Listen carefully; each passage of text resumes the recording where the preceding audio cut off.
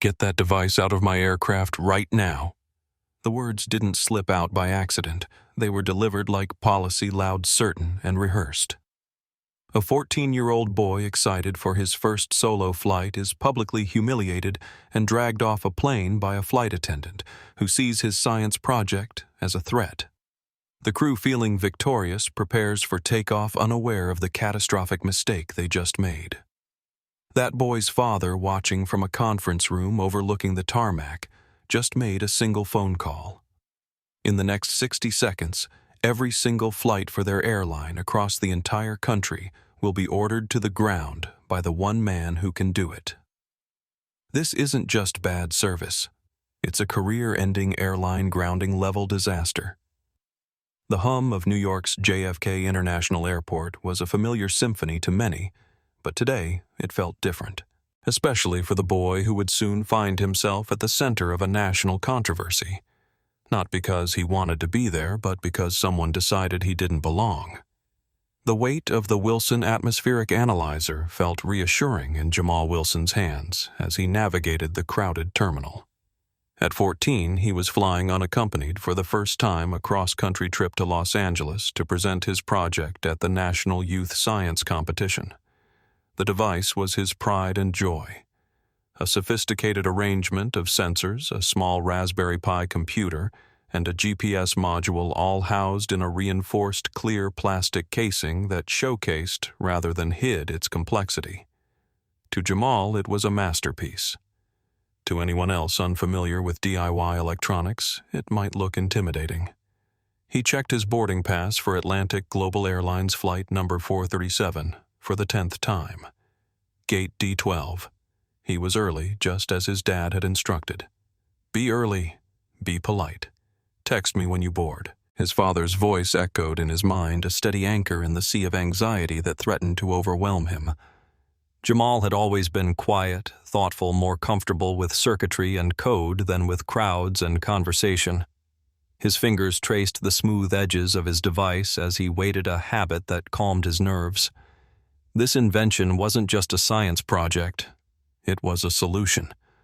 Built for under $200, the Wilson Atmospheric Analyzer could collect precise meteorological data that usually required equipment costing thousands.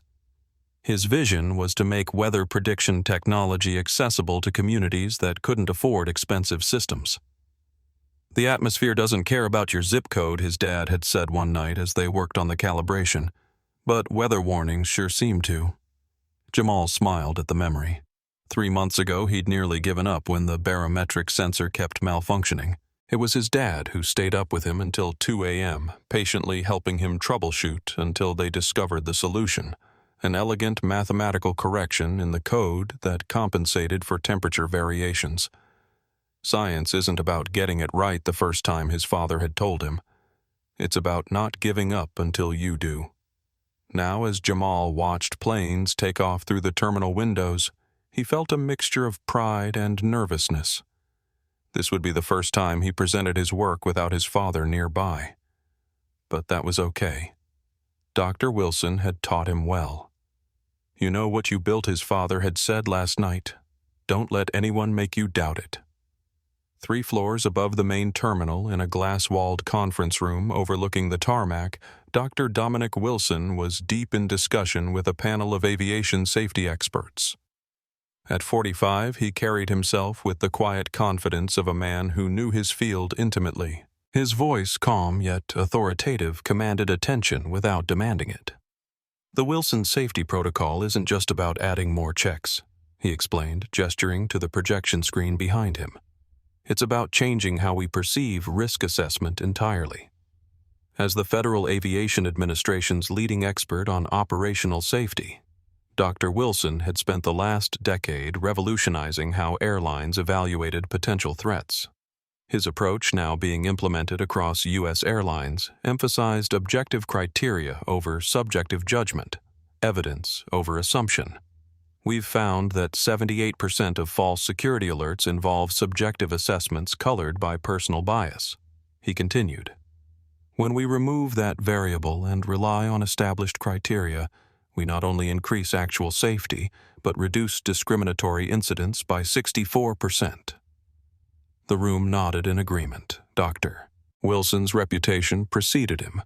Harvard-educated with a doctorate in aviation safety management, he'd become the industry's North Star for balancing security with fairness. He glanced at his watch. He'd promised Jamal they would meet for a quick lunch before their respective flights, but this symposium had run longer than expected. He discreetly checked his phone, sending a quick message. "Meeting running late. Might not make lunch. Remember everything we talked about. I'll see you from the tower." It was their inside joke. Jamal always imagined his dad watching flights from some mysterious control tower. In truth, Dominic worried about his son traveling alone. Not because Jamal couldn't handle it. The boy was remarkably self-sufficient, but because the world didn't always see what Dominic saw: a brilliant young mind with limitless potential.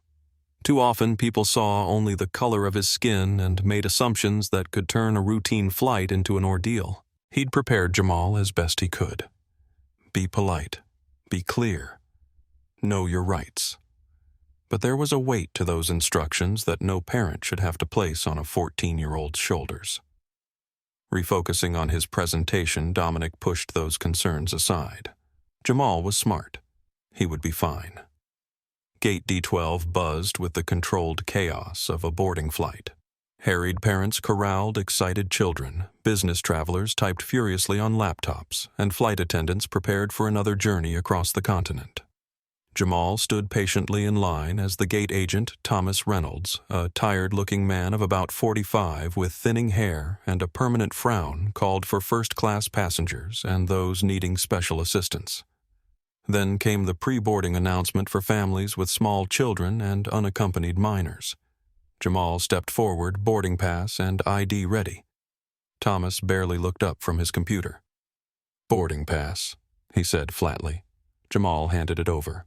Thomas scanned it and the machine beeped. "Unaccompanied minor," Thomas announced, finally looking up. His gaze lingered on Jamal, taking in his dark skin, his slightly worn backpack, and his neat but simple clothing. Something in his expression shifted almost imperceptibly.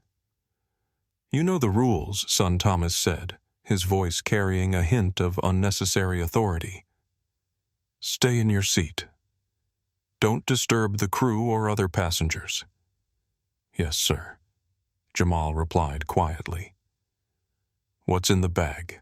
Thomas asked, nodding toward Jamal's backpack. "My clothes and my science project," Jamal answered, "for a competition in Los Angeles." Thomas looked skeptical but waved him through. "Seat 18B, middle seat." Jamal nodded and walked down the jet bridge, his heart thumping with a mixture of excitement and anxiety. This was it. His first solo flight, his first major science competition. The narrow aisle of the Boeing 737 felt like a gauntlet as Jamal made his way to row 18. He found his seat between a businessman already typing on his laptop and an older woman who eyed his backpack warily as he approached. "Excuse me," Jamal said politely. "I'm in the middle seat." The woman sighed, but moved to let him in. As Jamal settled, he carefully pulled his atmospheric analyzer from his backpack, placing it on his lap. He wanted to double-check the battery connections before stowing it under his seat for the flight. He was lost in his world, tightening a small thumb screw when he felt the atmosphere around him change. The woman beside him had inched closer to the window, creating as much distance as possible. The man on the aisle glanced over, his expression unreadable. Jamal worked quickly, aware of the growing discomfort around him. He didn't want to cause trouble. He just needed to make sure his project would survive the flight intact. "What is that?" Jamal looked up. A senior flight attendant, her blonde hair pulled into a severe bun, and her name tag reading Katherine Vickers, was staring at his device. Her smile was a thin painted line that didn't reach her eyes. "It's my science project," Jamal explained, his voice wavering slightly. "I'm just making sure it's off before I put it away.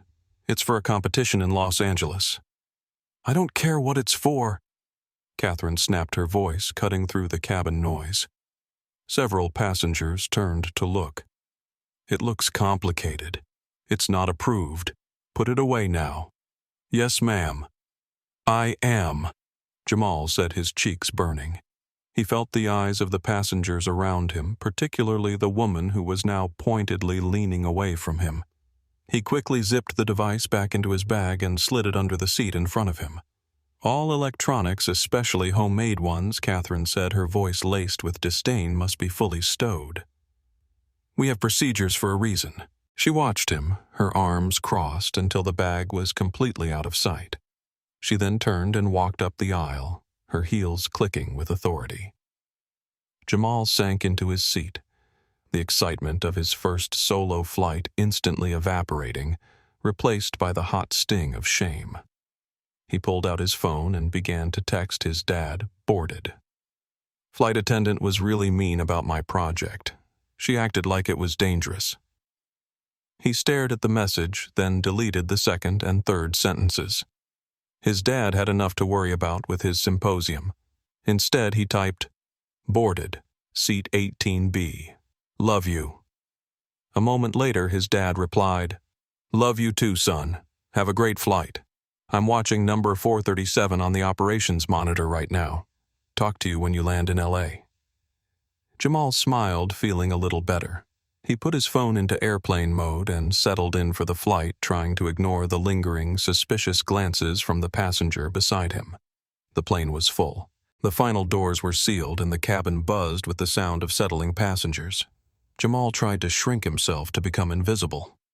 He just wanted to get to LA to show his project to people who would understand it, who would see its value instead of viewing it with suspicion. Katherine Vickers was making her final pass through the cabin, her eyes scanning for seatbelts and upright tray tables. Her gaze landed on 18B and narrowed. She stopped planting herself in the aisle. You? She said to Jamal, who startled at being addressed. I'm going to need to see that device again. But I put it away. Jamal stammered, his heart hammering against his ribs. It's off. I promise. I don't care. Katherine said, her voice low and demanding. We don't know what it is. It could be a restricted item. I'm responsible for the safety of this cabin. It's not, Jamal insisted, feeling panic rising in his throat. It's for meteorology. It just reads air pressure and humidity. I can show you the paperwork for the competition. I am not going to argue with a child, Katherine said, her voice rising.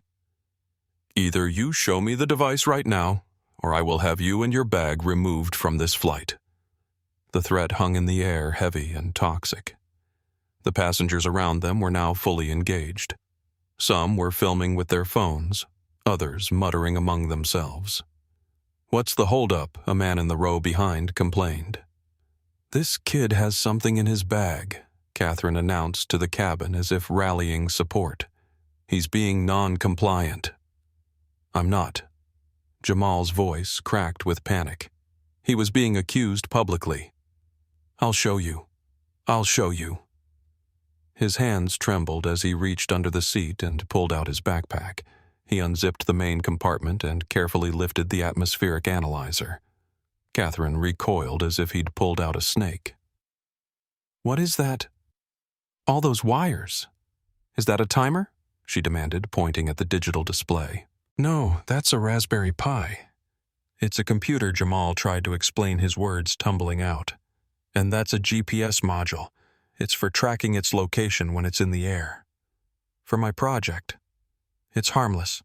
My dad helped me build it. He knows all about your dad. Katherine scoffed. And who is he? Let me guess. A janitor? Jamal's face flushed with a new kind of anger cutting through his fear. He's in aviation. Oh, I'm sure he is, Katherine said with a condescending smirk. Everyone's an expert. I'm calling the captain. She turned and marched toward the cockpit, leaving Jamal sitting frozen, his project on his lap, the focus of over 200 pairs of eyes. He felt like a criminal, exposed and vulnerable in a way he'd never experienced before. The murmurs in the cabin grew louder after Katherine left. Jamal sat motionless, his project still in his hands, afraid to move. Across the aisle, a woman in her early 30s with observant eyes and a press pass hanging from her bag watched the scene unfold with growing concern. Laura Bennett had been a journalist long enough to recognize injustice when she saw it. Near the front of the cabin, Miguel Ramirez, a junior flight attendant with kind eyes and a newly pressed uniform, had observed the entire interaction with mounting discomfort. At 29, he was still learning the ropes at Atlantic Global, but something about Katherine's approach struck him as excessive. He'd been trained that security concerns should be handled discreetly, not as public spectacles. "Is there a problem?" Miguel asked Katherine quietly as she brushed past him toward the cockpit. "That kid in 18B has some kind of homemade electronic device," she replied tersely. "Wires everywhere. Could be anything. I'm getting the captain involved." Miguel glanced back down the aisle at Jamal, seeing not a threat, but a terrified teenager holding what looked like a science fair project. He'd seen similar devices at his nephew's school. Simple computers with sensors attached. "Maybe I could take a look," Miguel suggested. "I know a bit about electronics." Katherine's eyes narrowed. "Are you questioning my judgment?" "Ramirez, I've been flying since you were in grade school. I know a security risk when I see one." Miguel stepped back his training to respect senior crew members, overriding his instinct that something was wrong. "No, of course not. Just offering to help." Katherine rapped sharply on the cockpit door, then leaned in to speak with Captain Frank Morrison, a 58-year-old veteran pilot with salt and pepper hair and an unquestioning trust in his senior cabin crew. Meanwhile, Jamal felt the atmosphere in the cabin shifting around him. The businessman on the aisle seat had moved to create distance, while the woman by the window was now filming him surreptitiously. Other passengers were whispering, some pointing, others looking away uncomfortably. "It's just a weather instrument," Jamal said quietly to no one in particular, his voice barely audible over the cabin noise. "It measures atmospheric conditions." A few rows back, Mateo Gonzalez, a 63-year-old retired physics teacher with silver-streaked hair and kind eyes, had been watching with growing concern. He recognized the components of Jamal's device. Nothing dangerous, just clever engineering. He considered speaking up, but hesitated, watching Katherine's return from the cockpit with a sense of foreboding. Jamal carefully placed his project back in his backpack, trying to make himself as small and non-threatening as possible. His mind raced. Should he call his dad? No. The plane was about to take off, and he'd been told to keep his phone in airplane mode. His father had always taught him to respect rules. Besides, this was probably just a misunderstanding. Once they saw the competition paperwork, they'd realize his device was harmless. As Katherine marched back down the aisle, her expression had hardened from suspicion to determination. Whatever conversation she'd had with the captain had only reinforced her position. Miguel followed a few steps behind, concern evident on his face. "Captain wants it off the plane," Katherine announced loudly, stopping at row 18. "Both it and you." "What?" Jamal's voice was barely a whisper. "But I have to get to Los Angeles. The competition starts tomorrow morning." "You should have thought about that before bringing unauthorized equipment aboard," Katherine replied, her voice carrying through the cabin. "This isn't a school bus. This is a commercial aircraft with safety protocols." Jamal's hands trembled as he clutched his backpack. "Please, I can show you the invitation from the competition. It explains everything about my project. They're expecting me."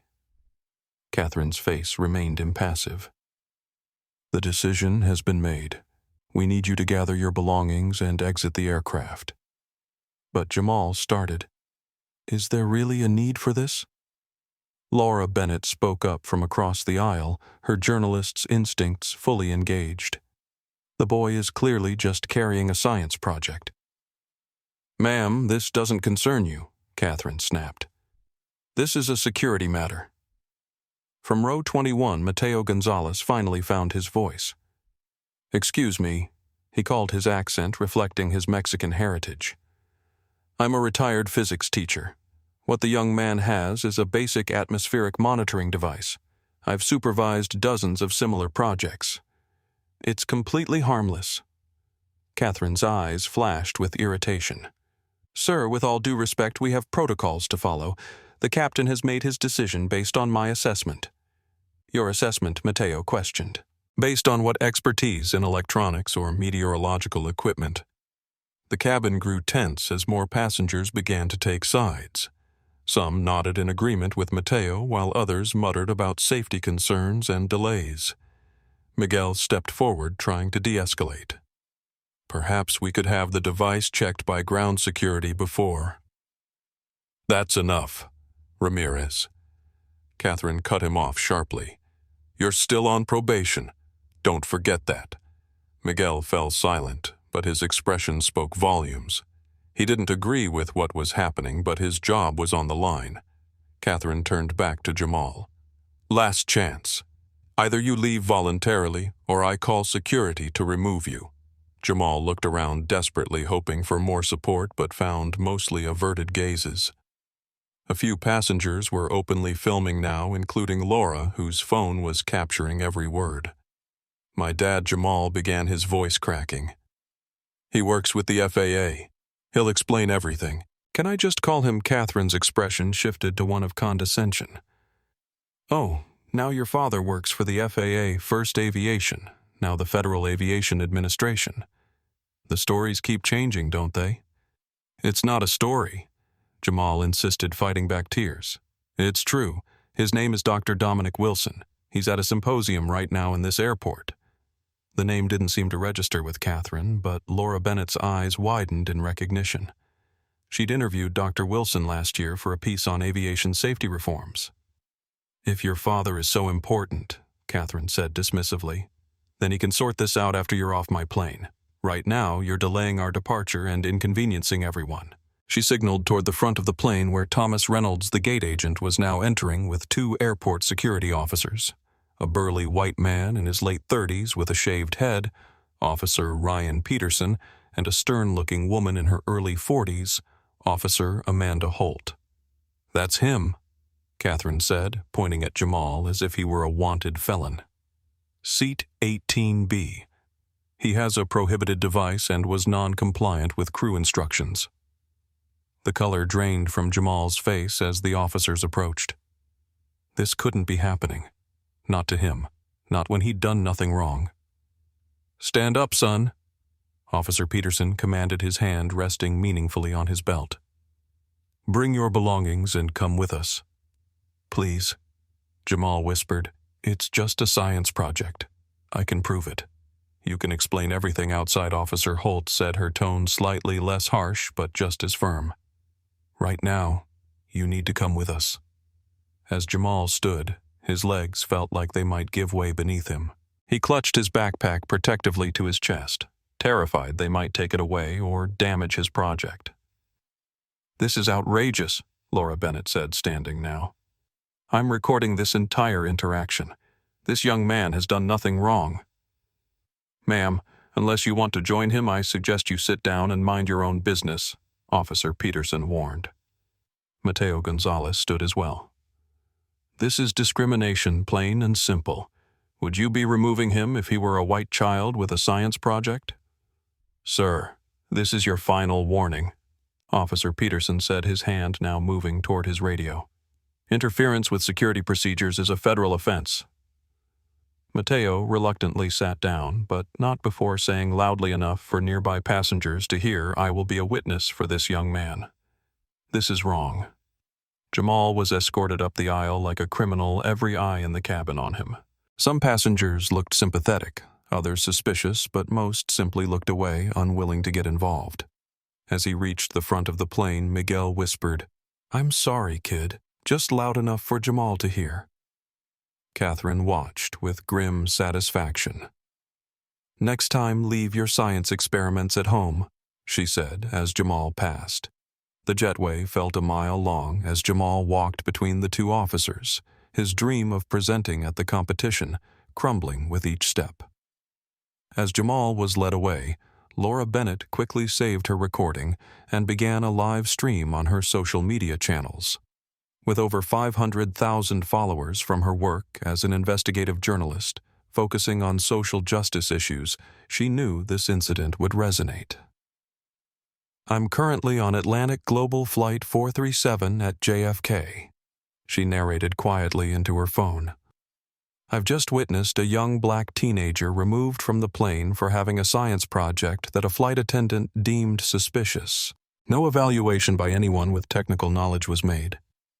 I'm going to follow this story and find out what happens next." She ended the stream, then quickly sent a text to her editor. Possible major story developing. African-American teen removed from flight over science project. Will investigate further. Meanwhile, Mateo Gonzalez was not sitting idly by. He pulled out his tablet and began searching for information on the National Youth Science Competition in Los Angeles. Within minutes, he found the participant list, and there it was, Jamal Wilson. Wilson Atmospheric Analyzer, New York Science Academy. He took a screenshot, then stood up. "Excuse me," he called out to Miguel, who was helping prepare the cabin for departure. "I have proof the young man was telling the truth. He's registered for the competition." Miguel approached hesitantly, glancing toward the front where Katherine was speaking with another passenger. "I can't really do anything now. The decision's been made." "Then who can?" "This is wrong," Mateo insisted, showing Miguel his tablet. "Look, he's legitimate." Miguel looked troubled. "I'm sorry, sir. Maybe you can speak to someone at the gate." Across the aisle, the businessman who had been sitting next to Jamal finally spoke up. "That kid wasn't doing anything wrong. I build computers as a hobby." What he had was basic components, nothing dangerous. "Then why didn't you say something?" Laura challenged him. The man looked ashamed. I don't know. It all happened so fast." Back in the terminal, Jamal was being escorted to a secure area. His phone buzzed in his pocket. A message from his father. "About to wrap up here. Meet you at Starbucks near your gate in 20. Jamal's hands shook as he tried to reply. Officer Peterson noticed and barked, "No phone until we've completed processing." "Please," Jamal begged. "I need to tell my dad what's happening. He's in this airport right now." "You can call your parents after we've determined you're not a security threat," Officer Holt said, her tone slightly softer than her partner's. Laura Bennett had deplaned, claiming a sudden illness, and was now following at a distance, documenting everything on her phone. She recognized the security holding area they were headed to, the infamous gray room where passengers pulled for additional screening often waited for hours. As they approached the security area, Mateo Gonzalez also appeared in the terminal, having decided that following this injustice was more important than his trip. He spotted Laura and approached her. "Are you following this too?" he asked. "I'm a journalist," Laura explained. "This story needs to be told." "I'm a witness," Mateo replied. "That boy did nothing wrong. I taught physics for 35 years. What he had was a legitimate scientific instrument." "I believe you," Laura said. "I'm Laura Bennett from the Washington Post." "Mateo Gonzalez," he introduced himself. "Retired from Lincoln High School." "What can we do to help him?" Laura thought for a moment. "We need to find his father." He mentioned his name, Dr. Dominic Wilson with the FAA. Mateo's eyes widened. "Dr. Wilson, the aviation safety expert. I just read an article about his work last month." The same Laura confirmed. "If that boy is really his son, this situation is about to change dramatically." As they spoke, Miguel Ramirez exited the jet bridge looking troubled. He spotted them and hesitated, then seemed to make a decision and walked over. "I don't agree with what happened," he said quietly, "but I could lose my job if anyone sees me talking to you." "Sometimes doing the right thing comes with risks," Mateo said gently. "That boy needs help." Miguel nodded. They took him to secondary screening.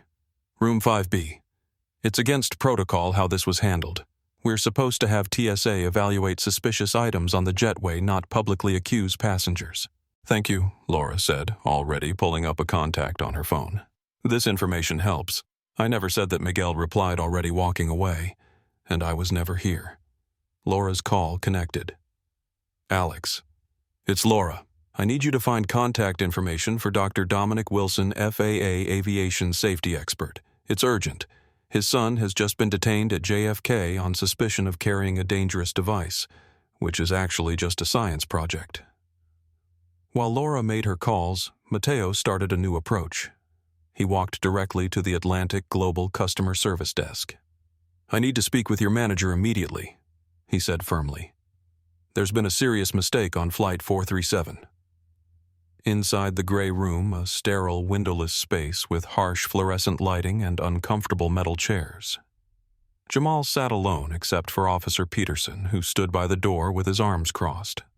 His project had been placed on a metal table, looking alien and potentially threatening in this security context. So want to tell me what this really is? Officer Peterson asked, his tone making it clear he already had his suspicions. It's an atmospheric analyzer, Jamal explained for what felt like the 100th time. It measures temperature, humidity, air pressure, and particulate matter in the atmosphere. It's for a science competition. Uh-huh, Peterson responded skeptically. And what's this part? He pointed to the GPS module. That's a GPS tracker. It records the location where each measurement is taken. And why would a kid need that, Peterson pressed, planning on tracking something, or someone? No, sir. Jamal said, his patience wearing thin despite his fear. It's so we can map the data geographically. Air quality changes based on location. Take it apart, Peterson instructed suddenly. What you heard me. If it's what you say it is, you should be able to disassemble it and explain each component. Jamal hesitated. The device had taken months to calibrate perfectly. Disassembling it might throw off its accuracy, and he didn't have time to recalibrate before the competition. It's carefully calibrated, Jamal tried to explain. If I take it apart, either you take it apart or we do, Peterson interrupted. And we won't be careful about it. Fighting back tears of frustration, Jamal began to carefully disconnect the components, explaining each one as he went. This is the Raspberry Pi. It's just a small computer. These are environmental sensors for measuring air quality. This is the barometric pressure sensor. This is the GPS module. Peterson watched with narrowed eyes, clearly understanding little of what Jamal was saying, but unwilling to admit it.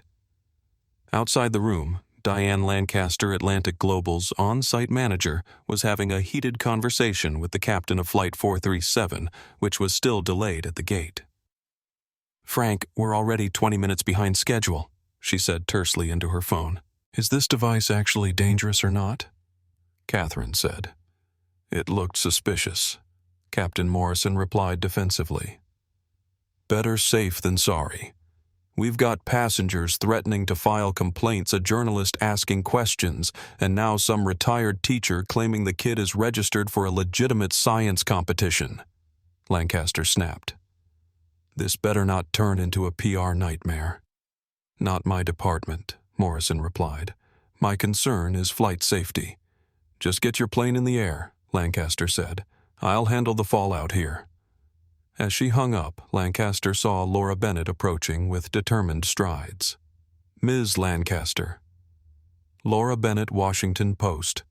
I'd like a statement about why Atlantic Global removed a 14-year-old scientist from his flight without proper evaluation of his science project. Lancaster's PR training kicked in immediately. I'm afraid you have incomplete information, Ms. Bennett. A passenger was removed for further security screening following standard protocols. No determination about the passenger or their belongings has been made yet.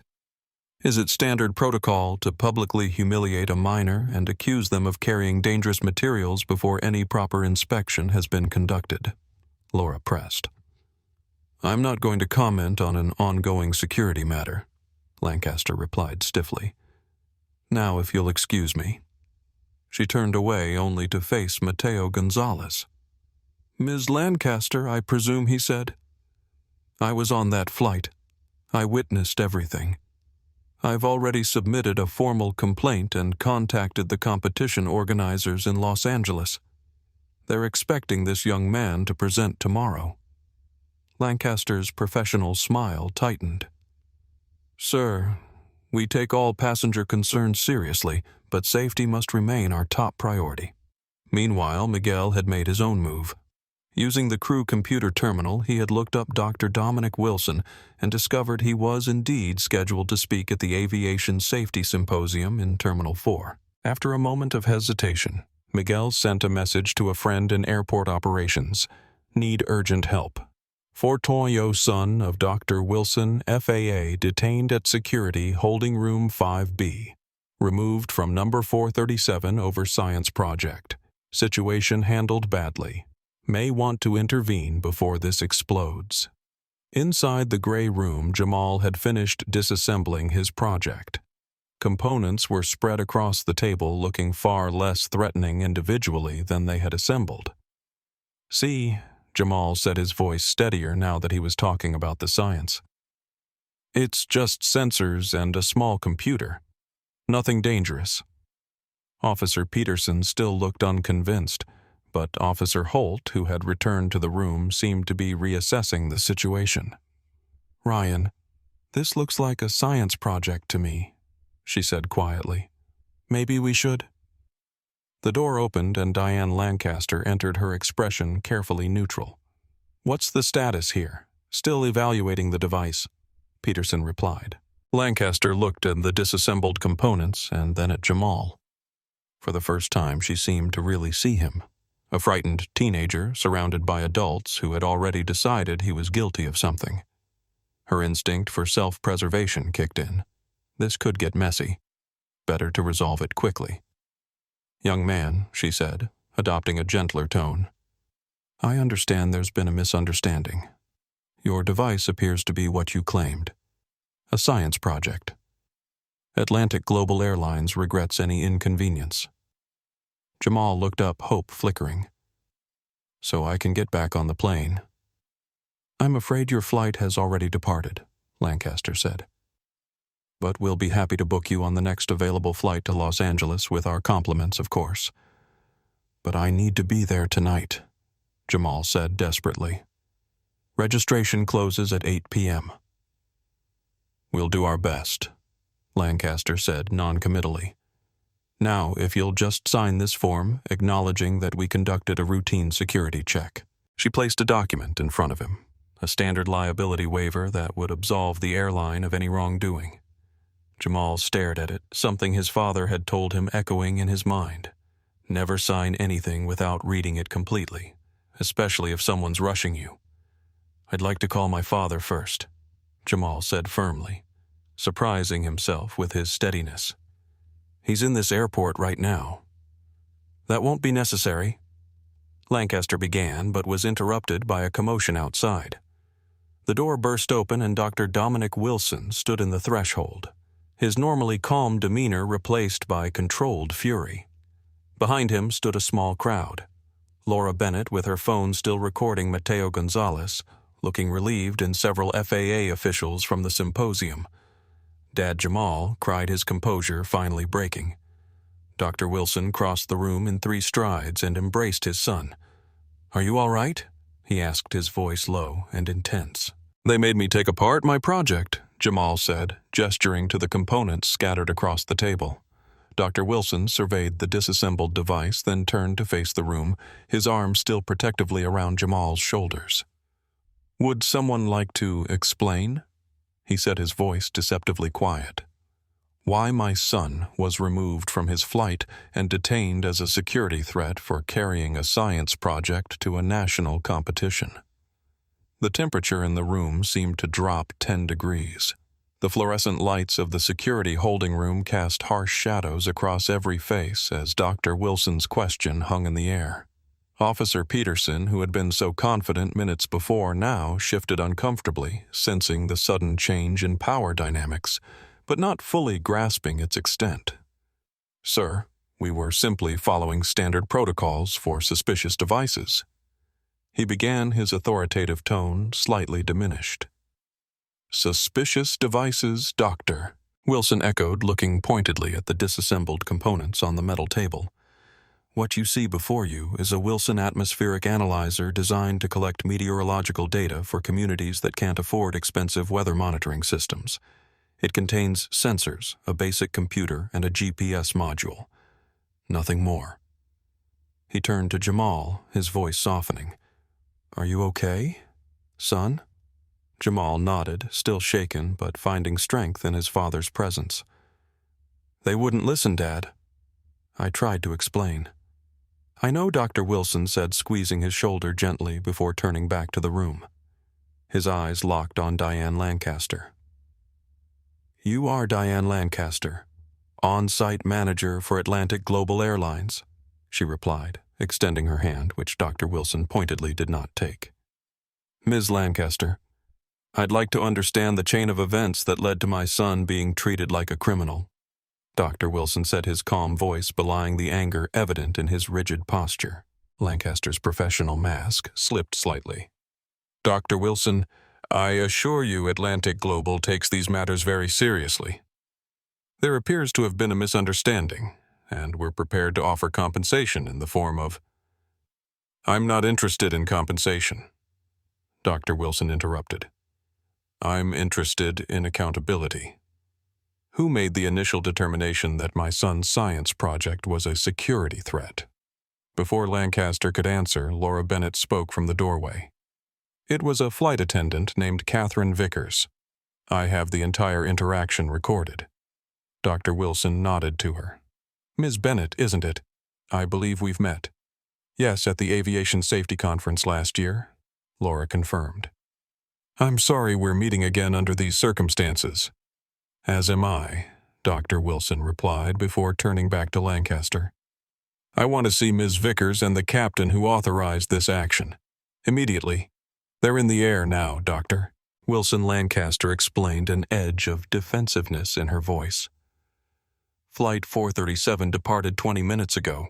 Then bring them back," Dr. Wilson said simply. Lancaster laughed, a short, nervous sound. "That's not possible. We can't recall a flight that's already departed." "Actually, you can," one of the FAA officials behind Dr. Wilson interjected. "Under certain circumstances." Lancaster's smile froze. "This hardly constitutes an emergency that would warrant—" "What it constitutes," Dr. Wilson said, his voice dropping dangerously low, "is a textbook case of discriminatory security assessment.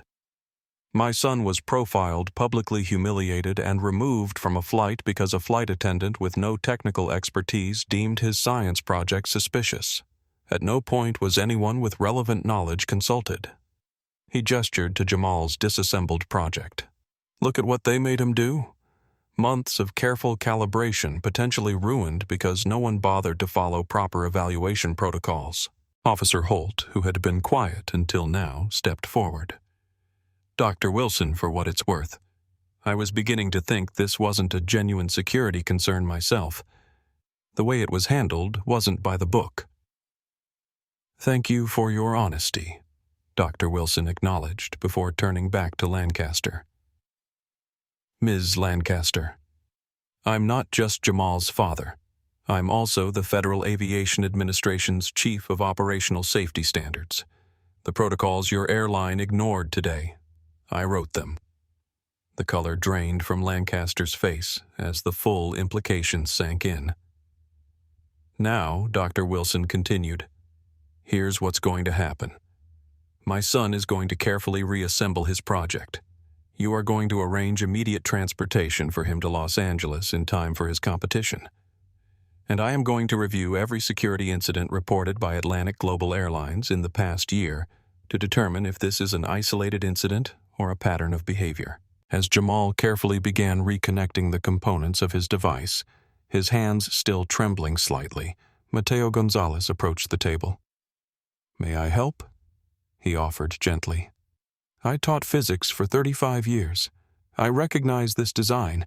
It's quite impressive." Jamal looked up gratefully. "Yes, please." The calibration is tricky. As they worked together, Jamal felt a strange mixture of emotions. The lingering humiliation and fear, but also a growing anger and determination. He'd done nothing wrong. He'd followed every rule. Yet he'd been treated like a criminal because of how he looked and assumptions made about a device they didn't understand. It reminded him of an incident last year at school when a substitute teacher had accused him of cheating because his science test score was too high. His father had taught him then that sometimes the world wouldn't see his brilliance. They would only see his skin. You'll have to work twice as hard for half the credit, he'd said. It's not fair, but it's reality. The question is, what will you do with that reality? Looking at his father now, standing firm against a system that had wronged them, Jamal knew the answer. You didn't run from it. You didn't accept it. You changed it. Captain Frank Morrison was 37,000 feet above Pennsylvania when the secure line in the cockpit rang. He exchanged a puzzled glance with his co-pilot before answering. "This is Captain Morrison. Captain, this is Robert Davidson, Atlantic Global CEO." The voice was tense, urgent, not the usual tone of the company's chief executive. Sir Morrison responded immediately alert. Davidson never called flights in progress unless something was seriously wrong. "I need you to divert to Pittsburgh immediately," Davidson ordered without preamble. "Pittsburgh," Morrison repeated, baffled. "Sir, we're on course to Los Angeles with no mechanical issues. What's the nature of the emergency?" There was a pause before Davidson replied. "The emergency, Captain, is that you authorize the removal of Dr. Dominic Wilson's son from your aircraft based on a racially biased security assessment, and now the FAA is threatening to ground our entire airline for violation of proper security protocols." Morrison felt his stomach drop. "Wilson, as in the FAA's Chief of Operational Safety Standards?" "Yes," Davidson confirmed grimly. "The teenager your senior flight attendant accused of carrying a suspicious device, that was his son traveling to a national science competition with a project Dr. Wilson helped him build." Cold sweat broke out on Morrison's forehead as the implications sank in. Sir Katherine Vickers reported a potentially suspicious device. "I was following protocol by failing to have qualified personnel evaluate the device, by allowing a minor to be publicly accused and removed without proper assessment." Davidson interrupted, his voice sharp. "That's not protocol, Morrison. That's negligence at best, discrimination at worst." "Sir, I divert to Pittsburgh," Davidson repeated. "You, Vickers, and the entire crew will remain there while we sort this out. I'm sending another crew to continue the flight to LA." After disconnecting, Morrison sat in stunned silence for a moment before turning to his co-pilot. "Set course for Pittsburgh," he said quietly. "We're being recalled." Meanwhile, back at JFK, the situation was escalating rapidly.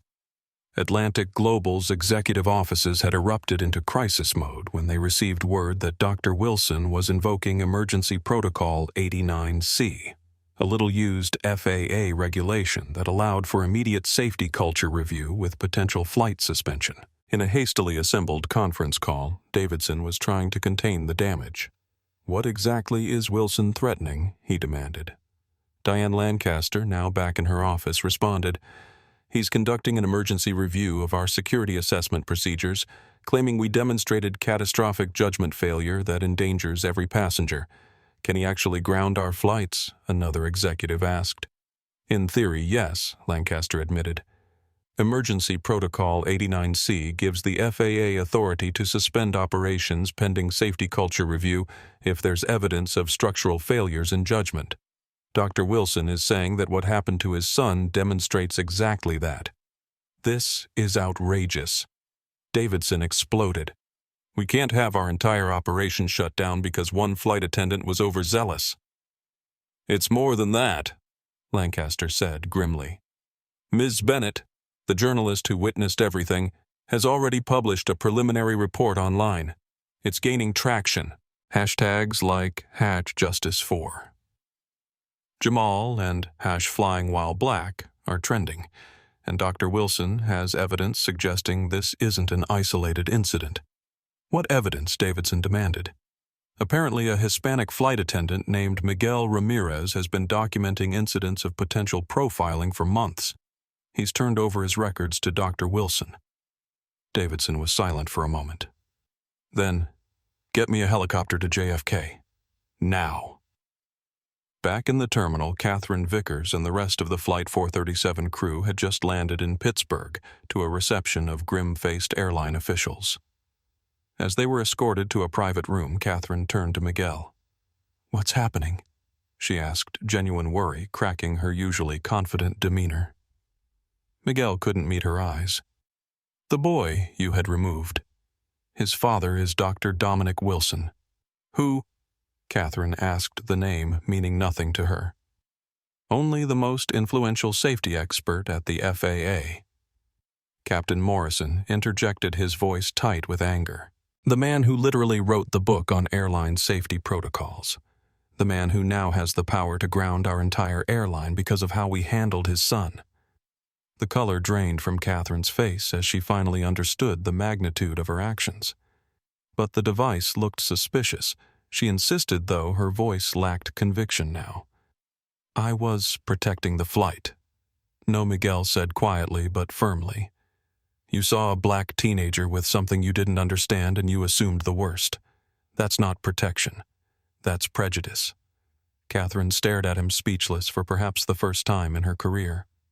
Dr. Dominic Wilson stood in the executive conference room of Atlantic Global Airlines at JFK, his presence commanding attention despite the chaos unfolding around him. Large monitors on the wall displayed flight statuses, many now flashing with delay notifications as the airline scrambled to respond to the crisis. Jamal sat nearby, his project now reassembled, but his expression still troubled. Mateo Gonzalez had stayed with him, offering both technical assistance and moral support. Laura Bennett was outside the room, continuously updating her developing story, which had already been picked up by major news outlets. The door burst open, and Robert Davidson strode in, still wearing the casual golf attire he'd had on when the crisis erupted. His face was flushed, whether from hurry or anger was unclear. "Dr. Wilson," he began without preamble. "I understand you're upset, but grounding an entire airline over one incident is extreme and irresponsible." Dr. Wilson regarded him calmly. "Mr. Davidson, I've been reviewing Atlantic Global's security incident reports for the past 6 months. This is far from one incident. Your airline has a pattern of disproportionately targeting passengers of color for additional screening and removal. That's a serious accusation." Davidson bristled. "It's not an accusation, it's data," Dr. Wilson replied, sliding a tablet across the conference table. 47% of your security removals involve passengers of color, despite them making up only 18% of your customer base. That's not coincidence. That's bias affecting safety decisions. Davidson glanced at the figures, his expression faltering slightly. "These statistics can be interpreted in multiple ways. Indeed they can," Dr. Wilson agreed, "which is why I've brought in FAA statistical analysts to review them thoroughly. But the incident with my son isn't about statistics. It's about a fundamental failure in your safety culture." He walked to the window overlooking the tarmac where Atlantic Global planes sat at their gates, passengers increasingly frustrated by unexplained delays. "Mr. Davidson, I'm not grounding your airline because my son was mistreated, though. That would be reason enough for me as a father," Dr. Wilson said, turning back to face him. "I'm initiating Emergency Protocol 89C because your crew demonstrated a catastrophic failure of judgment that endangers every passenger who flies with you." Davidson's professional mask slipped further. "How does removing a suspicious device endanger passengers?" "Because it wasn't suspicious, and it wasn't a threat," Dr. Wilson answered sharply. "It was assessed as suspicious by someone with no technical expertise who made assumptions based on appearances. That same flawed judgment could just as easily miss a real threat or waste resources on perceived threats that don't exist. He gestured to Jamal's device on the table. My son spent 6 months building an atmospheric analyzer that could provide early weather warnings to communities that can't afford expensive meteorological equipment.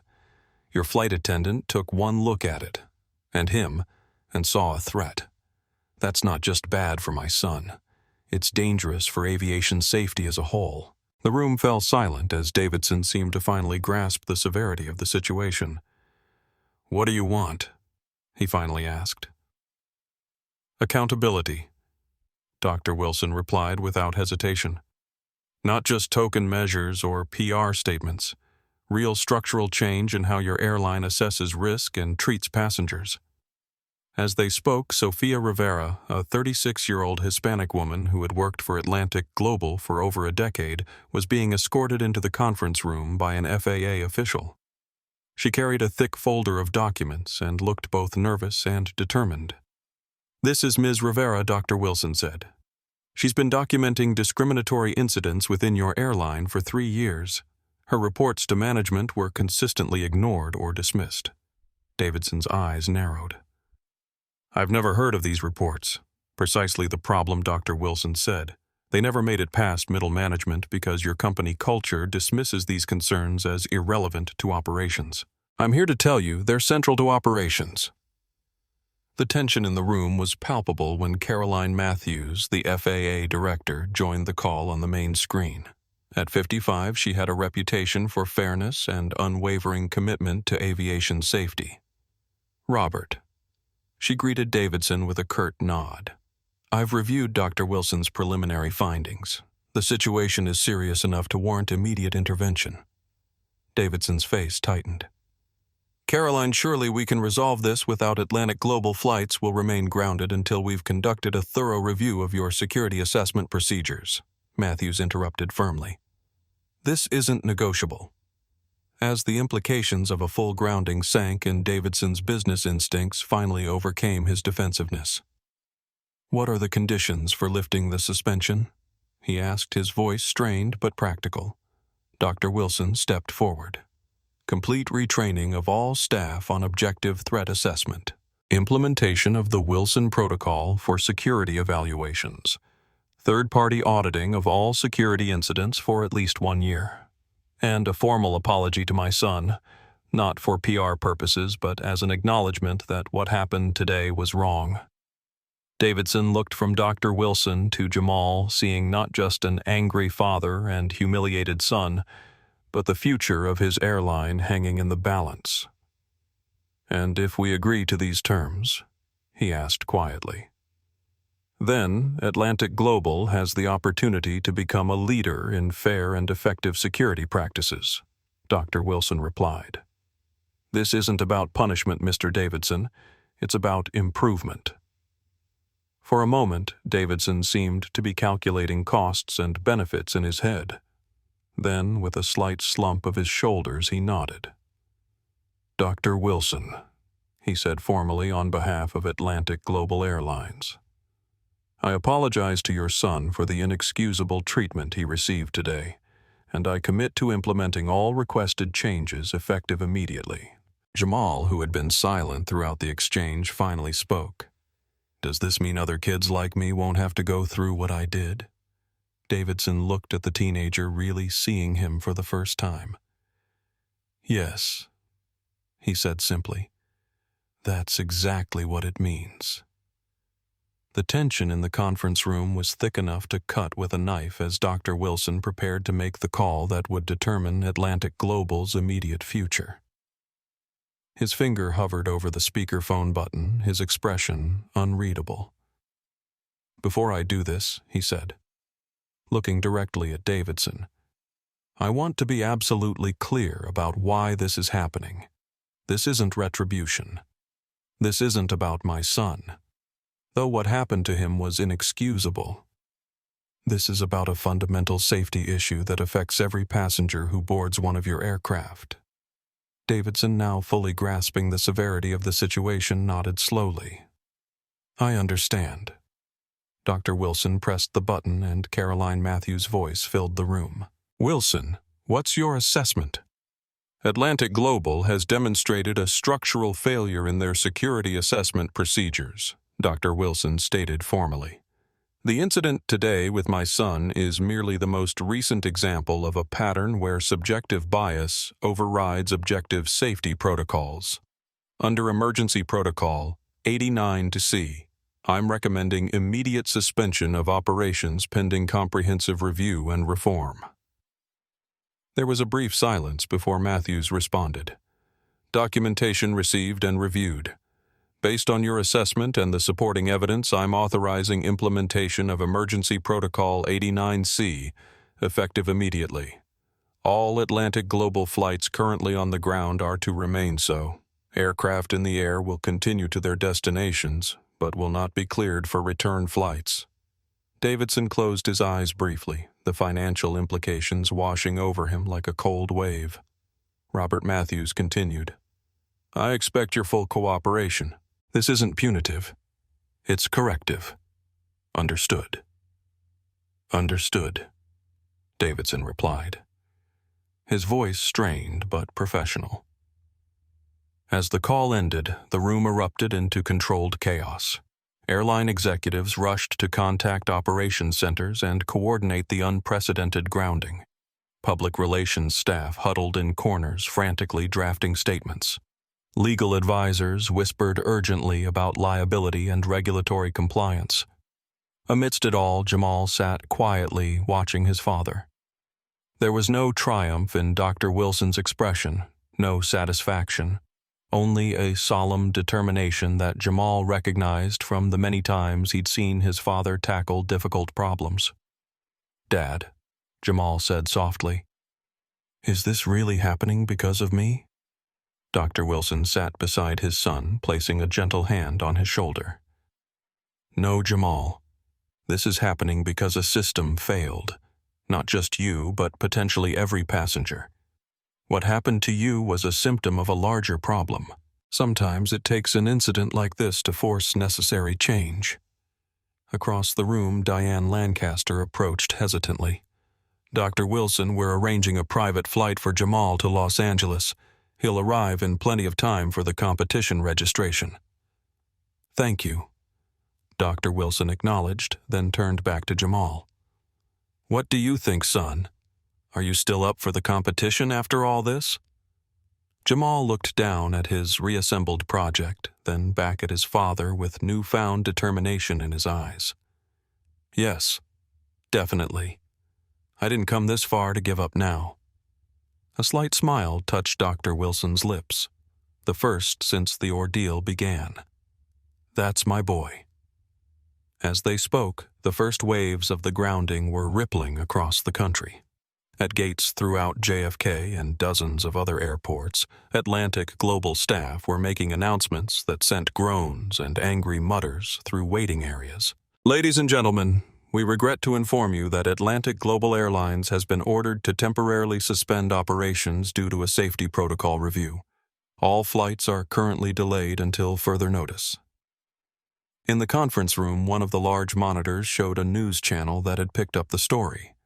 Laura Bennett's initial report had gone viral with footage of Jamal being escorted off the plane, playing on screens nationwide. The ticker at the bottom read, FAA grounds Atlantic Global Airlines after discriminatory incident involving teen scientist. Davidson watched the coverage grimly, then turned to Dr. Wilson. This is going to cost us millions. Probably Dr. Wilson agreed calmly. But how much has your current approach already cost? Not just in legal settlements for discrimination claims, but in talent you've lost, perspectives you've missed, and trust you've eroded. He gestured towards Sofia Rivera, who was now working with FAA officials to document the incidents she'd reported over the years. Ms. Rivera tried to help you fix this problem 3 years ago. If you had listened, then we wouldn't be here now. Davidson had no response to that. Meanwhile, in Pittsburgh, Katherine Vickers watched in stunned disbelief as television monitors in the airport lounge displayed news of the grounding, her name now mentioned specifically in reports. "This can't be happening," she whispered, the reality of her situation finally sinking in. Miguel Ramirez, sitting several seats away, looked at her without sympathy. "It didn't have to happen," he said quietly. "All you had to do was listen." Back at JFK, preparations for Jamal's flight to Los Angeles were being finalized. As Dr. Wilson helped gather Jamal's belongings, Mateo Gonzalez approached them. "Jamal," he said warmly, "I want you to have something." He handed over a business card.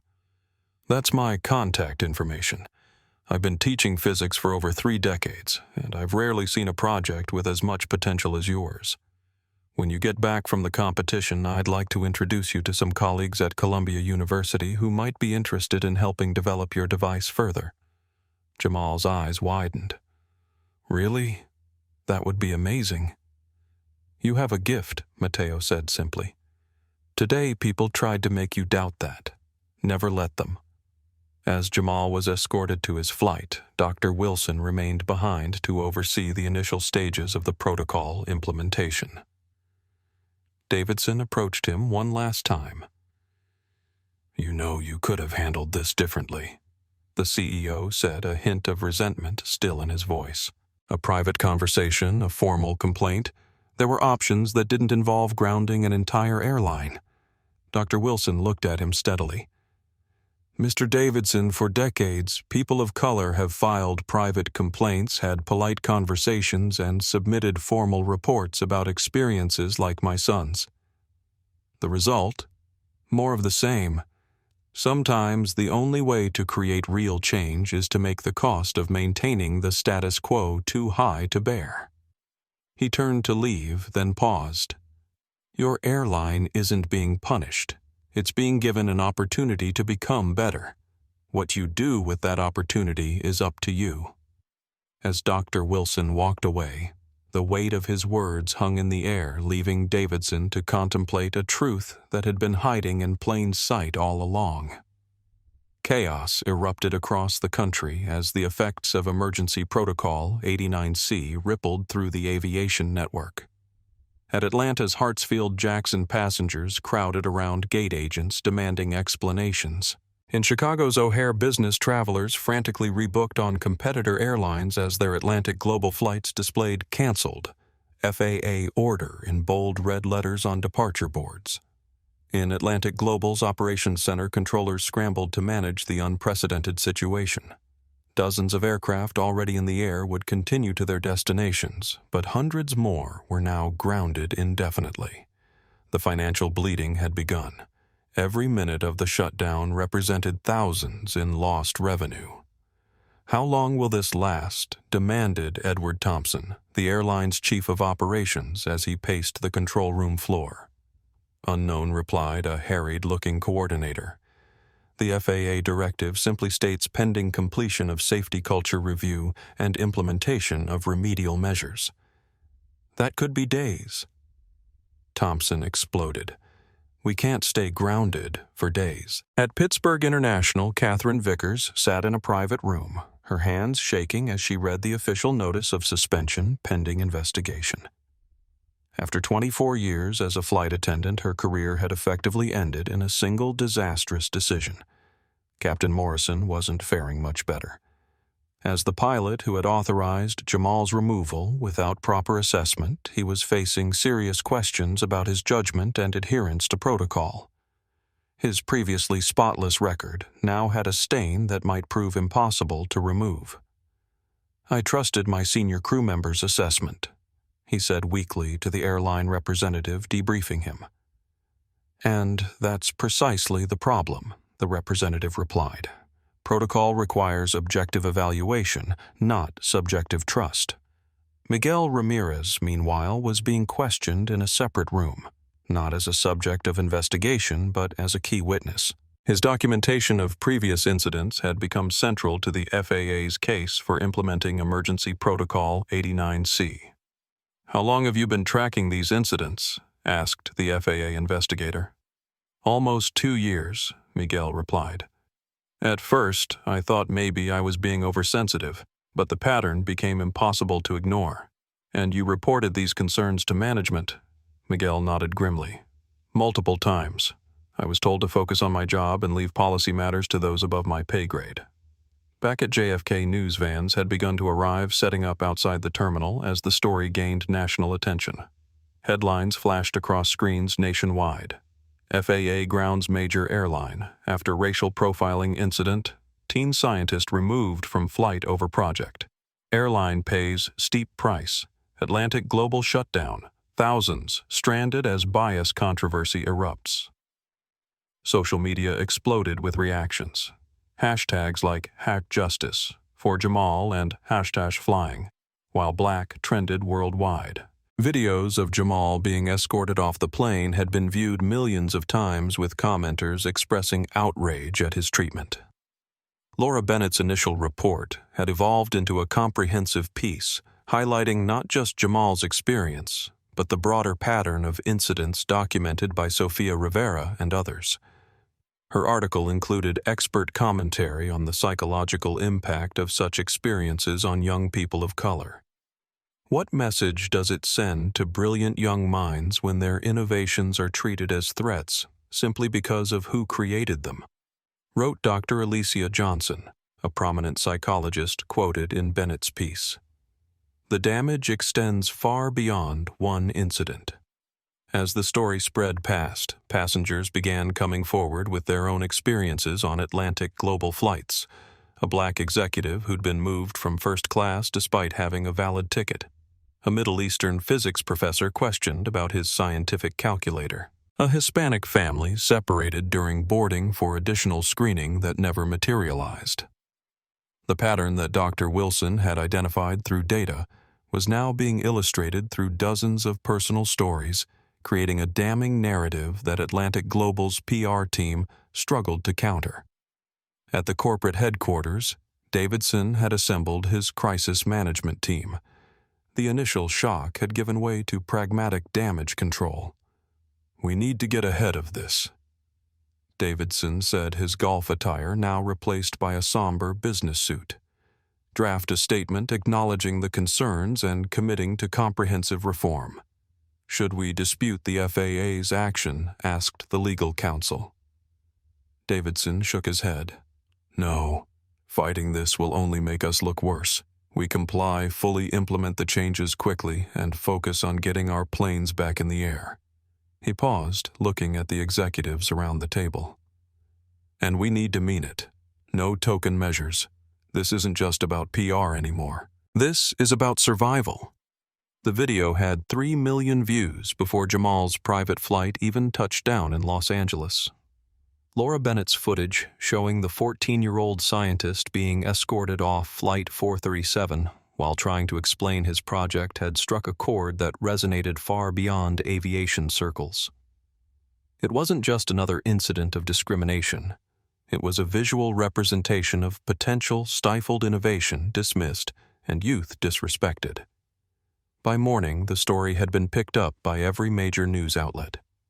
Morning shows featured panels discussing not just the incident itself, but the broader implications for science education, racial equity in STEM fields, and the role of authority figures in either nurturing or suppressing young talent. "What troubles me most," said Dr. Neil Matthews, a prominent physicist interviewed on National Morning, "is not just the humiliation this young man endured, but how many other brilliant minds we've lost because they were treated with suspicion instead of support. How many potential cures, innovations, or solutions have we missed because we couldn't see past our biases?" In response to the overwhelming public interest, Atlantic Global issued a formal statement. Atlantic Global Airlines acknowledges with deep regret the treatment experienced by Jamal Wilson on our flight yesterday. We are cooperating fully with the FAA investigation and are committed to implementing comprehensive reforms to ensure all passengers are treated with dignity and respect.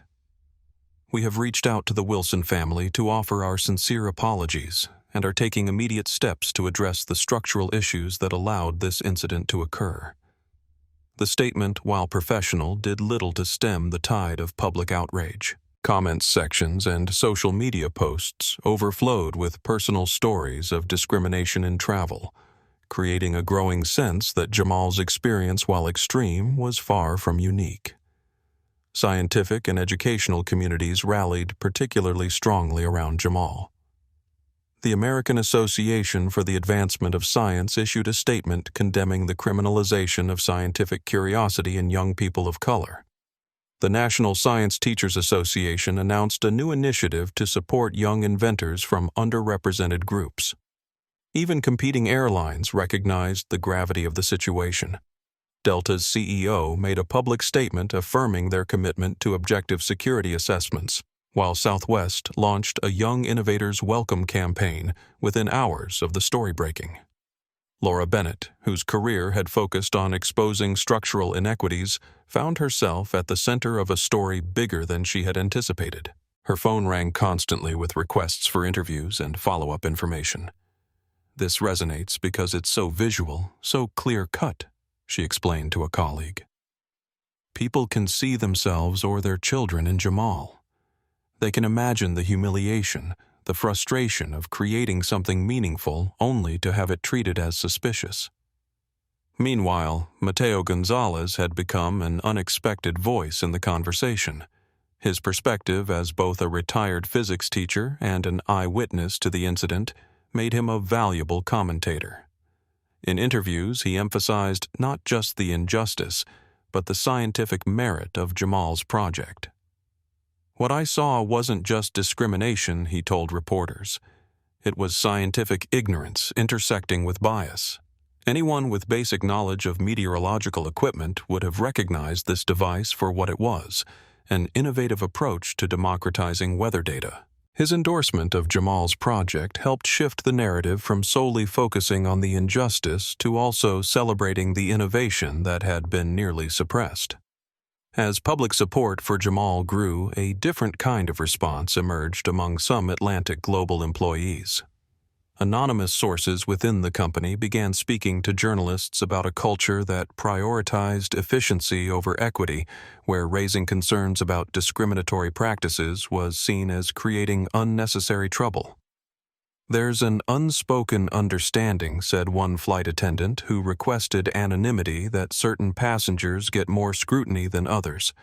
It's never in our training materials, never explicitly stated, but it's in the air we breathe." Another revealed that Katherine Vickers had a history of similar incidents that had gone unaddressed by management. This wasn't her first time, the source claimed. Just her first time targeting someone with the power to fight back. By evening, a crowdfunding campaign had been established to support young scientists facing barriers to their education. Named the Jamal Wilson Innovation Fund, it had raised over $75,000 in just 4 hours, with donors leaving messages of encouragement for Jamal and other young inventors. The conversation had transcended the specific incident, becoming a national reflection on whose innovations are celebrated and whose are suspected, whose curiosity is nurtured and whose is policed. As Jamal prepared for the competition the next day, largely sheltered from the media storm by competition organizers, he remained unaware of just how far-reaching the impact of his experience had become. The executive lounge at Los Angeles International Airport had been hastily converted into a makeshift conference room. Security guards ensured privacy as Robert Davidson, having flown across the country on a competitor airline, prepared to face Dr. Wilson and Jamal in person. The atmosphere was tense as Davidson entered, accompanied by Atlantic Global's chief legal officer and head of public relations. Dr. Wilson sat calmly at the table, Jamal beside him, the Wilson atmospheric analyzer placed carefully between them, a physical reminder of what had precipitated this crisis. "Thank you for agreeing to meet Davidson," began his voice, carefully modulated to project sincerity. "I wanted to personally express my regret for what happened and discuss how we move forward." Dr. Wilson's expression remained neutral. "I appreciate you making the trip, Mr. Davidson. Before we discuss anything else, I believe you have something to say to my son."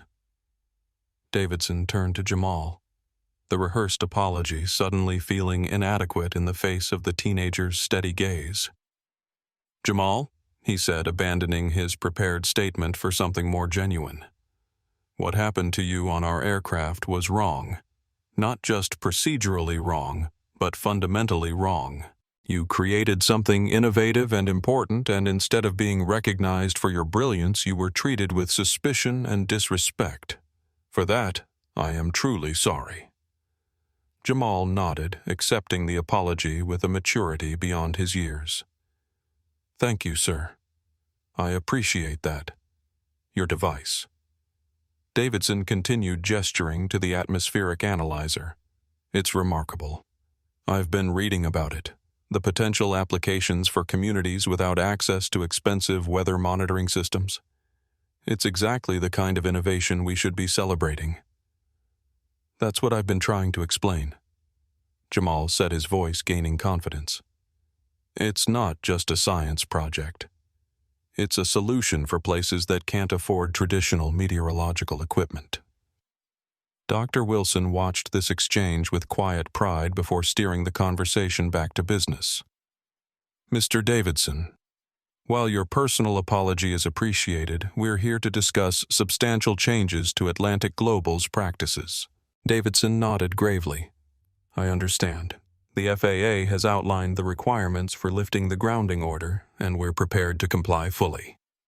"Beyond compliance," Dr. Wilson pressed, "I want to ensure this isn't just a crisis management exercise that fades once the media attention dies down."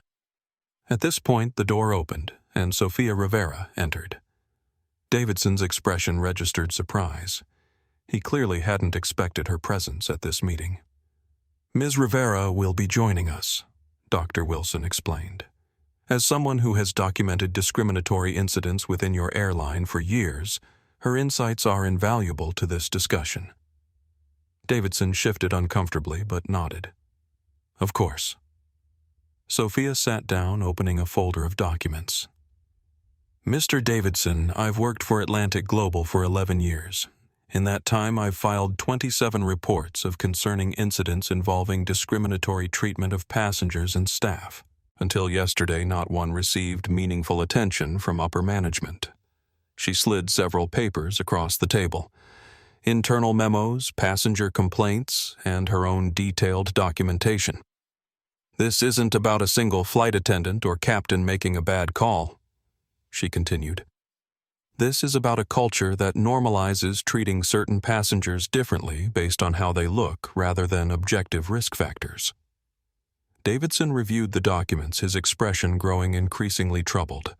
Some of the incidents had occurred on flights he himself had authorized, yet they had never reached his desk as significant concerns. "I wasn't aware of the extent of this," he admitted finally. "That in itself is part of the problem," Dr. Wilson pointed out. "These reports were being filtered out before they reached the level where real change could be implemented." The meeting continued for hours, delving into specific policy changes, training protocols, and accountability mechanisms. By the time they emerged, a comprehensive reform plan had been outlined, one that went beyond the FAA's minimum requirements. The plan included complete retraining of all staff on objective threat assessment, implementation of the Wilson Protocol for security evaluations, an independent review board for security incidents, promotion of more diverse leadership within the company, regular bias audits conducted by third-party experts, a scholarship program for young STEM innovators from underrepresented communities. As the meeting concluded, Davidson turned once more to Jamal. "Your experience has forced us to confront issues we should have addressed long ago. I can't undo what happened, but I can promise you it will lead to real change." Jamal considered this, then asked a question that cut to the heart of the matter. "What about Katherine Vickers and Captain Morrison?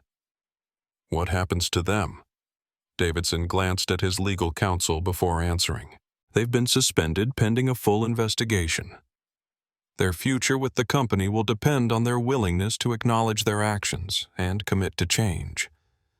"They shouldn't just be fired and forgotten," Jamal said thoughtfully. "That wouldn't solve anything." They need to understand why what they did was wrong. Dr. Wilson smiled slightly at his son's insight. Punishment without education rarely led to lasting change. As they prepared to leave, Davidson asked one final question. "Jamal, how do you feel about your competition tomorrow?"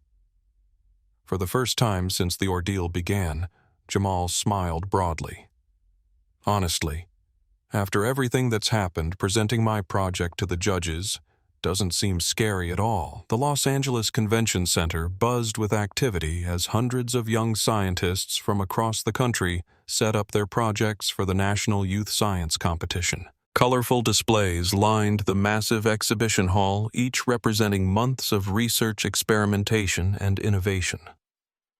Jamal stood before his table, carefully arranging his atmospheric analyzer and the accompanying data visualizations. Despite the events of the previous day, or perhaps because of them, his hands were steady, his focus sharp. Dr. Wilson watched from a distance, allowing his son this moment of independence.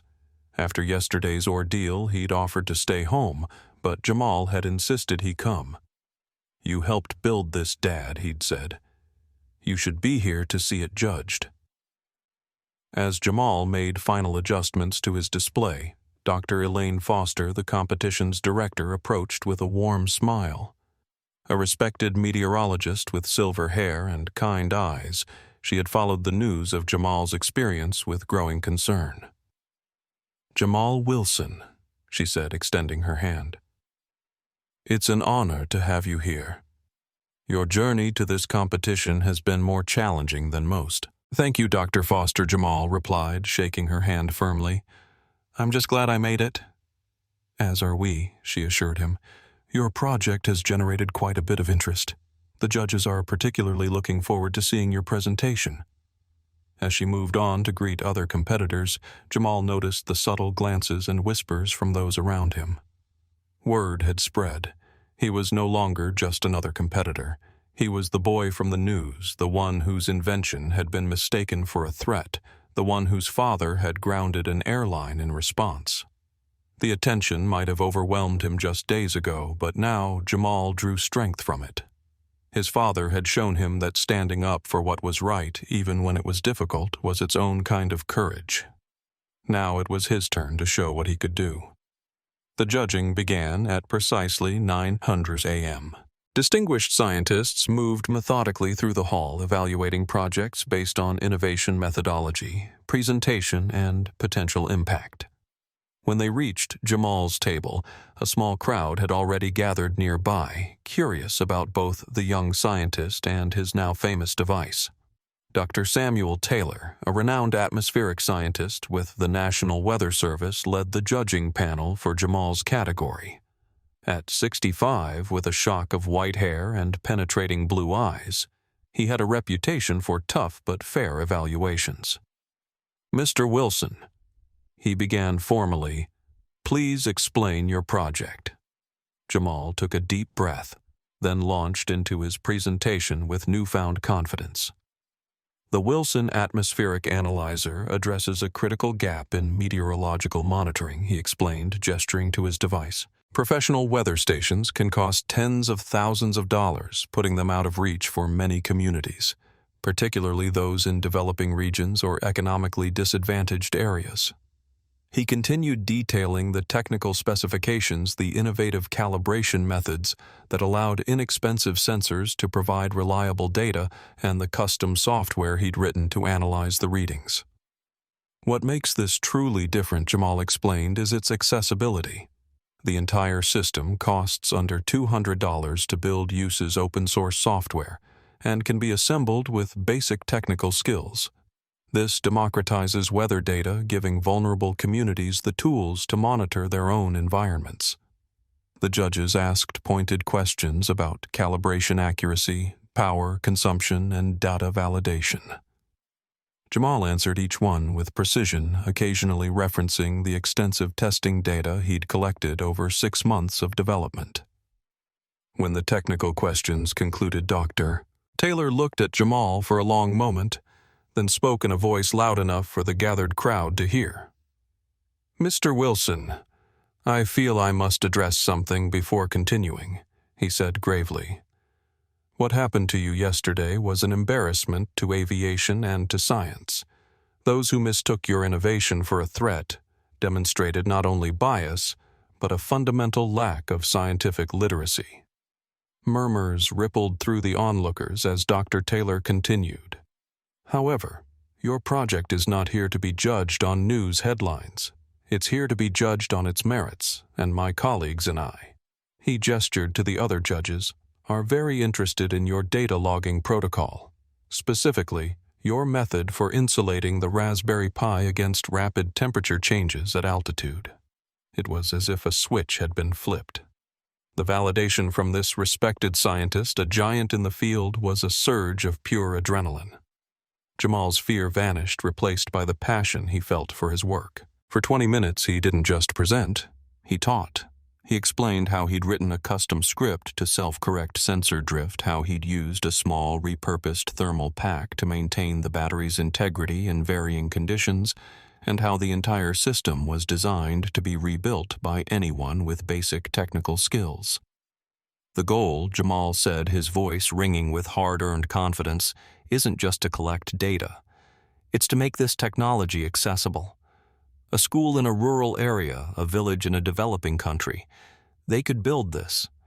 They could launch their own weather monitors and get data that could help their farmers or prepare them for storms. Science shouldn't just be for the people who can afford it. It should be for everyone. When he finished, there was a long silence.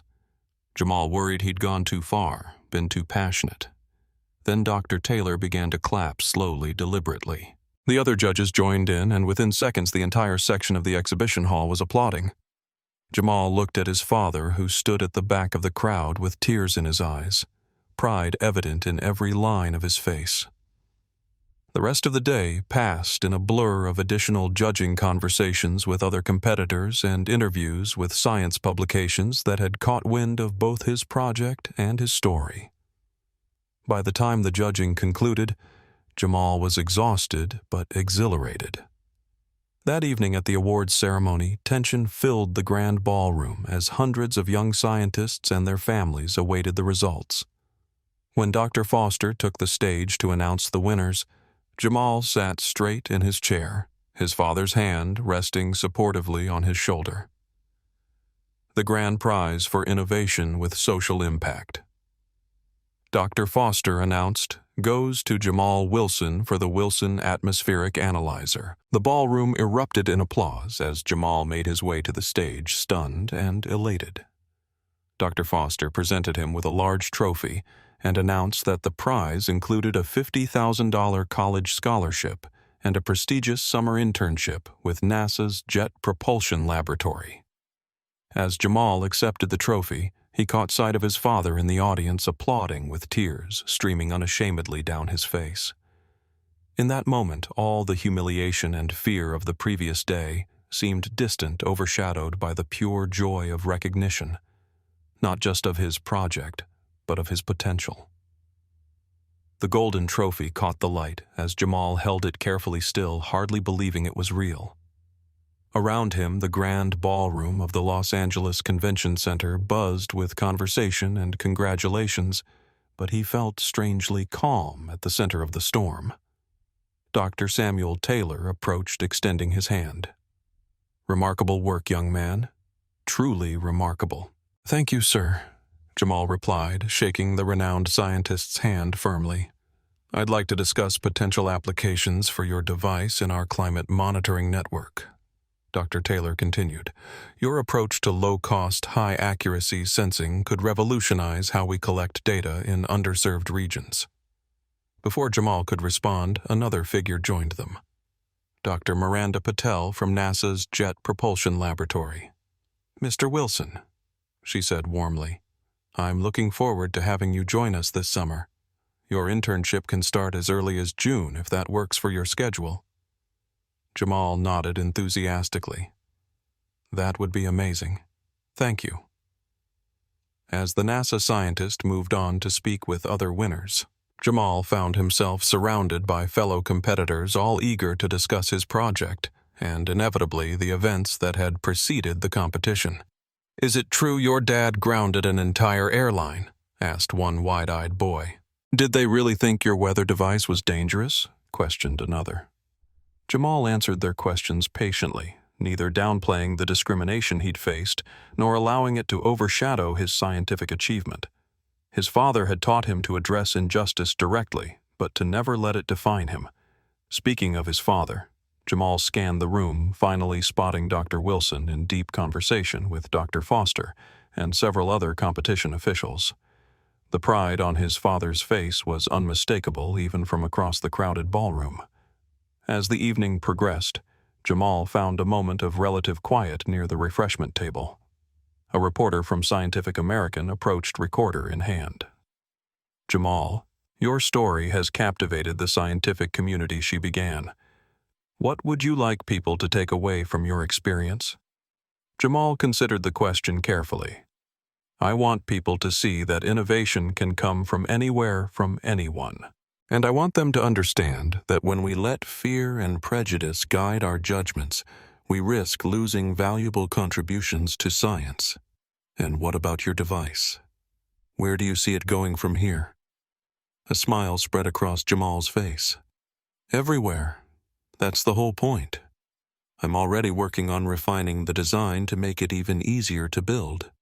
My goal is to create detailed instructions and open-source software so schools and communities around the world can build their own atmospheric analyzers." As the reporter thanked him and moved on, Jamal felt a hand on his shoulder. He turned to find his father standing there, eyes glistening with unshed tears. "Dad," Jamal asked, suddenly concerned, "are you okay?" Dr. Wilson smiled, pulling his son into a tight embrace. "More than okay. I'm proud of you, Jamal. So incredibly proud." Jamal hugged his father back, feeling the strength in those arms that had always supported him, always protected him, always pushed him to be his best self. When they separated, Dr. Wilson held his son at arm's length, looking him in the eyes. "You know what impressed me most today?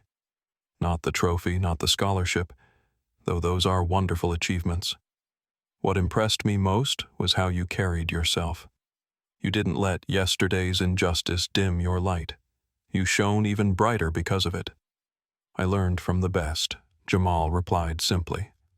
The sound of tapping on glass interrupted their moment. Dr. Foster was calling for attention, preparing to close the evening's festivities. "Before we conclude," she announced, "I have an additional announcement. The National Youth Science Foundation, in partnership with the American Meteorological Society, is establishing a new initiative inspired by one of our winners tonight. The Accessible Science Program will provide resources and support for young innovators developing low-cost scientific instruments for underserved communities." She gestured toward Jamal. "Mr. Wilson's project exemplifies what we hope to achieve, democratizing access to scientific tools and data. We invite him to serve as the program's first youth advisor." The ballroom erupted in applause once more as Jamal stood overwhelmed by this unexpected honor. Later, as they left the convention center, trophy carefully packed in its case, Jamal looked up at the night sky, clear and star-filled above the city lights. "You know what's funny, Dad?" he said quietly. "What's that, son?" "Yesterday was probably the worst day of my life. Today might be the best, and they're connected, like they couldn't have happened without each other." Dr. Wilson nodded thoughtfully. "Life works like that sometimes. Our greatest challenges often lead to our greatest triumphs, if we have the courage to push through them." As they walked to their hotel, Jamal carrying his trophy and Dr. Wilson with his arm around his son's shoulders, they were unaware of the broader changes their experience had already set in motion. Changes that would ripple through aviation education and beyond in the days and months to come. 6 months after the incident that grounded Atlantic Global Airlines, Katherine Vickers sat in the back row of a training room at the company's headquarters, barely recognizing the airline she had worked for over 2 decades. The instructor at the front, a specialist in objective security assessment, was walking the class through the newly implemented Wilson Protocol, a comprehensive framework for evaluating potential security concerns based on specific observable criteria rather than subjective impressions. The key principle, the instructor explained, is separating observation from interpretation. You observe a passenger with an unfamiliar electronic device. That's data. Interpreting that device as suspicious because of who is carrying it, that's bias. Katherine shifted uncomfortably in her seat. After a lengthy investigation, she had been given a choice termination or comprehensive retraining, followed by a probationary period in a ground position. Pride had almost led her to choose termination, but financial reality had pushed her toward the latter option. The humiliation of these past months had been nearly unbearable. Her name had become synonymous with the incident mentioned in training materials as a cautionary example. Some former colleagues avoided her entirely, while others treated her with a pitying kindness that was somehow worse. Yet something unexpected had begun to happen during the required diversity workshops and bias training sessions. Katherine had started to see, truly see, the patterns in her own behavior that had led to that fateful day.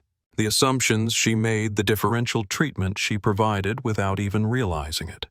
It wasn't a comfortable realization, but it was a necessary one. Across the country, Miguel Ramirez was experiencing a very different transformation.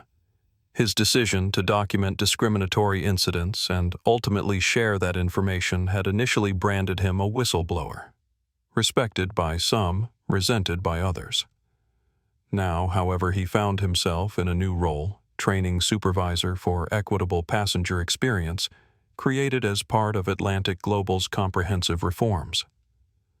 His experience on the front lines, combined with his commitment to fair treatment, made him uniquely qualified to help rebuild the airline's approach to passenger interactions. The goal isn't perfection, Miguel explained to a group of new flight attendants. We all have biases. The goal is awareness, recognizing when those biases might be influencing our judgment and having systems in place to correct for them. Meanwhile, in his corner office at corporate headquarters, Robert Davidson was reviewing the quarterly reports with a mixture of relief and lingering concern. The airline had survived what could have been an extinction-level event. After implementing all required changes and passing a rigorous FAA review, Atlantic Global had resumed operations within 2 weeks of the initial grounding. The financial hit had been substantial, over $75 million in direct costs and incalculable damage to their reputation. Yet the long-term indicators were surprisingly positive. Customer satisfaction scores after an initial dip were now higher than pre-incident levels. Employee retention had improved. Even their safety metrics showed enhancement, validating Dr. Wilson's assertion that objective assessment improved overall security effectiveness. Most surprising to Davidson was his own transformation. What had begun as a crisis management exercise, doing whatever was necessary to get planes back in the air and minimize financial damage, had evolved into a genuine commitment to organizational change. He had personally participated in the same training sessions required of frontline staff, sitting alongside flight attendants and gate agents. He had met with community leaders and industry experts, and perhaps most significantly, he had begun to understand that the standard operating procedures he had defended for years had contained hidden flaws that affected both safety and equity. "It's not about being politically correct," he told his executive team during their monthly meeting. "It's about being accurate. When we allow bias to cloud our judgment, we make bad decisions. Bad for our passengers, bad for our employees, and ultimately bad for our business." Laura Bennett, whose reporting had helped catalyze the Atlantic Global reforms, had expanded her investigation into a major series on discrimination in transportation. Her work had earned a Pulitzer nomination and sparked similar reviews at other airlines, train companies, and bus lines. What happened to Jamal Wilson wasn't an isolated incident, she wrote in her concluding piece. It was a visible manifestation of an invisible reality faced by thousands of travelers every day. The difference was that Jamal had an advocate with the power to demand accountability. The question now is, how do we extend that accountability to protect everyone, regardless of who their father happens to be? Back in the training room, Katherine watched as the instructor demonstrated the new assessment protocol using real-world examples. When he pulled up an image of a device strikingly similar to Jamal's atmospheric analyzer, she felt her face flush with remembered shame. "This is a legitimate scientific instrument," the instructor explained. "But it was flagged as suspicious on 3 separate occasions in the past year because the individuals carrying it didn't fit someone's mental image of scientist." Katherine forced herself to look at the image to confront her mistake directly. 6 months ago, she would have defended her actions, insisting she was just being cautious, following her instincts, putting safety first. Now she saw things differently. Her instincts had been shaped by unchecked assumptions. Her concept of safety had been filtered through a lens of bias, and a young scientist had nearly paid the price for her failure to distinguish between observation and interpretation. As the training session ended, Katherine remained seated while others filed out. The instructor noticed her hesitation and approached. "Ms. Vickers, was there something you wanted to discuss?" She nodded slowly. "I've been going through these trainings for months now, and I understand the protocols. But I keep coming back to one question. How do I make this right? Not just follow new procedures, but actually make amends for what happened." The instructor considered her question thoughtfully. "That's beyond the scope of our training program," he admitted. "But the fact that you're asking might be the most important step." Katherine nodded, gathering her materials. Maybe there was no way to erase what she'd done, but perhaps there was still a path forward. Not to forget the past, but to learn from it, to use it as a foundation for different choices in the future. As she left the training room, she passed a large poster displaying Atlantic Global's new corporate values. At the top of the list, "We see people, not categories. We assess situations, not appearances. We create safety through knowledge, not assumptions." Words alone couldn't change an organization, but they were a start. And for now, that would have to be enough. 1 year after winning the National Youth Science Competition, Jamal Wilson stood before a very different audience. The congressional hearing room buzzed with anticipation as lawmakers, industry representatives, and media personnel awaited his testimony. At 15, Jamal had grown taller, his voice deeper, but his eyes still held the same intelligence and determination. He adjusted the microphone and began to speak. "Distinguished members of the committee, thank you for inviting me to testify today regarding scientific innovation and equitable treatment in transportation safety. My name is Jamal Wilson, and last year I experienced firsthand how bias can impede both." The hearing, titled "Balancing Security and Innovation Lessons from the Atlantic Global Incident," had been convened to evaluate the impact of the reforms implemented following Jamal's experience, and to consider whether similar measures should be mandated across the transportation industry. Dr. Wilson sat proudly in the row behind his son, watching as Jamal articulated the complex interplay between security concerns, technological understanding, and implicit bias. His son had always been brilliant, but the past year had added a new dimension to that brilliance, a maturity and purpose forged through adversity.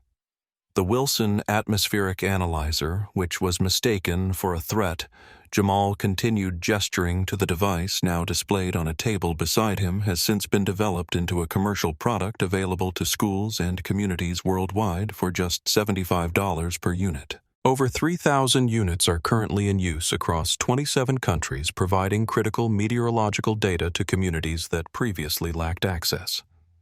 He paused, looking directly at the committee members. But none of this would have been possible if my father hadn't been in a position to advocate for me. Most young inventors don't have that advantage. Most people facing discrimination don't have the power to ground an airline until they're treated fairly. The room was silent as his words sank in. Jamal's story had become more than a news cycle. It had become a catalyst for examining how prejudice could stifle innovation, particularly among young people of color. Following the hearing, the Jamal Wilson Scholarship for Minority Students in STEM was officially announced, funded by a coalition of technology companies and scientific organizations. The scholarship would provide financial support and mentorship to promising young scientists from underrepresented communities. Meanwhile, Atlantic Global Airlines had undergone a remarkable transformation. After implementing the Wilson Protocol and related reforms, they had emerged as industry leaders in equitable security practices. What had begun as a crisis response had evolved into a competitive advantage, with customer satisfaction scores rising as incidents of discriminatory treatment plummeted. Robert Davidson, speaking at an industry conference, summarized the shift. "We learned the hard way that bias isn't just a social issue, it's a business liability. When subjective judgment replaces objective assessment, you don't enhance security, you compromise it."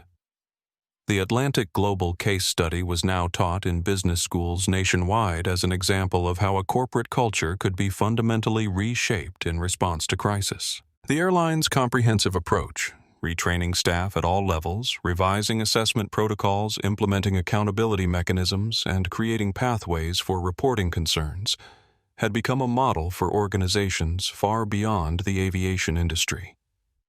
Back in New York, Mateo Gonzalez was witnessing the ripple effects of Jamal's story in his own community. The retired physics teacher had started a science program at his former school, using the Wilson Atmospheric Analyzer as a centerpiece of the curriculum. Students who had never seen themselves as scientists were building their own devices, collecting real environmental data, and developing a passion for inquiry. What happened to Jamal could have extinguished a bright scientific mind, Mateo told a visitor observing the program. Instead, it ignited hundreds more. These students see themselves in him. In his innovation, yes, but also in his resilience. The program had attracted funding from major tech companies and environmental organizations, allowing it to expand to additional schools in predominantly minority neighborhoods. Students who completed the program became eligible for internships and college scholarships, creating a pipeline of diverse talent into scientific fields. At NASA's Jet Propulsion Laboratory, Jamal's summer internship had evolved into an ongoing advisory role. His perspective as both a young innovator and someone who had faced barriers to participation proved invaluable as the organization developed outreach initiatives for underrepresented youth. The next generation of scientific breakthroughs won't come just from traditional pathways, Jamal explained during a panel discussion at the laboratory. They'll come from people who see problems differently because they've experienced different challenges. His atmospheric analyzer had continued to evolve as well. The latest version included enhancements suggested by users worldwide. Schools in rural India, community organizations in South Africa, environmental monitoring groups in flood-prone regions of Bangladesh. What had begun as one teenager's science project had become a global collaboration democratizing access to environmental data that could save lives and livelihoods. As for Katherine Vickers, her journey had taken yet another unexpected turn. After completing her retraining and probationary period, she had requested a transfer to Atlantic Global's Community Outreach Division. There, she now worked with schools and youth organizations, helping young people navigate air travel, particularly those traveling alone or carrying science projects to competitions. It wasn't redemption exactly. The harm she had caused couldn't be erased, but it was a form of atonement, using her experience to prevent others from making the same mistakes and to ensure that young travelers, especially those from minority backgrounds, had a positive experience. One afternoon, while conducting a workshop at a predominantly black middle school in Brooklyn, Katherine noticed a quiet boy in the back row working on what appeared to be a homemade electronic device. "What are you building?" she asked, approaching his desk. The boy looked up warily. "It's a soil moisture sensor for my mom's community garden," he explained. "It helps us know when to water each section." Katherine nodded, genuinely interested. That's impressive engineering. Are you planning to be a scientist? Maybe, the boy replied. My science teacher showed us a video about Jamal Wilson. He made something that helps people and didn't let anyone stop him even when they tried. Katherine felt the familiar sting of shame, but pushed through it. He's an excellent role model, she said sincerely, and I think your project shows real promise too.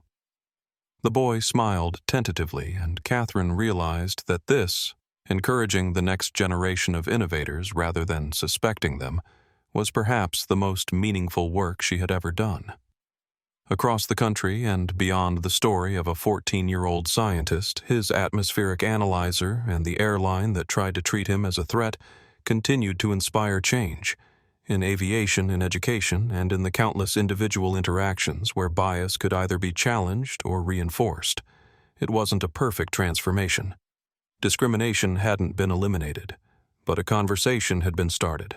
Assumptions had been questioned and systems had been redesigned to promote equitable treatment. And for now, that was a legacy worth building upon. The evening air was cool on the hotel balcony overlooking Los Angeles, the city lights stretching to the horizon like earthbound stars. Jamal and his father stood side by side at the railing, a comfortable silence between them as they reflected on the congressional hearing earlier that day. You did well, Dr. Wilson said, finally pride evident in his voice. You spoke with clarity and purpose, made your points without sounding bitter or accusatory. Jamal smiled. I learned from watching you. You never lost your cool that day at the airport, even when you had every right to. Oh, I was angry, Dr. Wilson admitted. Furious, actually. But I learned long ago that anger can be fuel for change, or it can be a fire that burns you up. The trick is channeling it productively. They fell quiet again, watching a plane's lights trace a path across the night sky. So much had changed in the year since that fateful flight, not just in their lives, but in the systems and institutions their experience had helped to reshape. Dad, Jamal said thoughtfully, do you ever think about how different things might have been if you weren't who you are? If you didn't have the authority to ground an airline? Dr. Wilson nodded slowly. All the time. That's what drives me to keep pushing for structural change. The response to what happened to you shouldn't depend on your father being able to invoke emergency protocols. It's strange, Jamal mused. Something so awful led to so much good. The scholarship program, the commercial version of my analyzer, the changes at Atlantic Global and other airlines. Life's turning points often come disguised as disasters, Dr. Wilson replied. What matters is how we respond to them. He turned to face his son fully. You know what I'm most proud of? Not that you won that competition or testified before Congress or got that NASA position. I'm proud of how you've handled all this attention without letting it define you. You're still focused on the science, on making a difference through your work. Jamal nodded understanding. The device was never about winning awards or getting recognition. It was about solving a problem, making weather data accessible to people who need it but can't afford expensive equipment. Exactly, Dr. Wilson agreed. And that purpose has only gotten clearer through all of this. They returned to watching the city lights, each lost in their own thoughts for a moment. Then Dr. Wilson spoke again, his voice softer but filled with conviction. Jamal, what Katherine Vickers and Atlantic Global did that day. They didn't ground you. They just cleared you for a much, much higher altitude. Jamal smiled at the aviation metaphor. It was fitting coming from his father, and it captured something essential about their journey. What had begun as discrimination had transformed into determination, obstacles into opportunities. You know what's funny, Jamal said. When I look back on that day now, I don't feel angry anymore. I just feel purposeful. Like now I understand exactly what I'm supposed to be doing with my life. Dr. Wilson put his arm around his son's shoulders. And what's that? Breaking barriers, Jamal replied simply. not just for myself but for everyone who comes after me. Using science to solve problems and bridge divides. Creating tools that help people regardless of where they live or what resources they have. As they stood there together, father and son, looking out over the city, the significance of their journey settled around them like a mantle. They had faced injustice and had not merely survived it. They had transformed it into something meaningful, something lasting. The incident at JFK wasn't the end of Jamal's story. It wasn't even the most important chapter. It was simply turbulence before the ascent, a difficult moment that had ultimately propelled him toward his true purpose. And as Jamal Wilson looked toward the future, he saw not limitations, but possibilities, not barriers, but horizons waiting to be explored. The sky wasn't just a place he'd been prevented from flying through on that fateful day. It was a frontier his mind had already begun to transcend.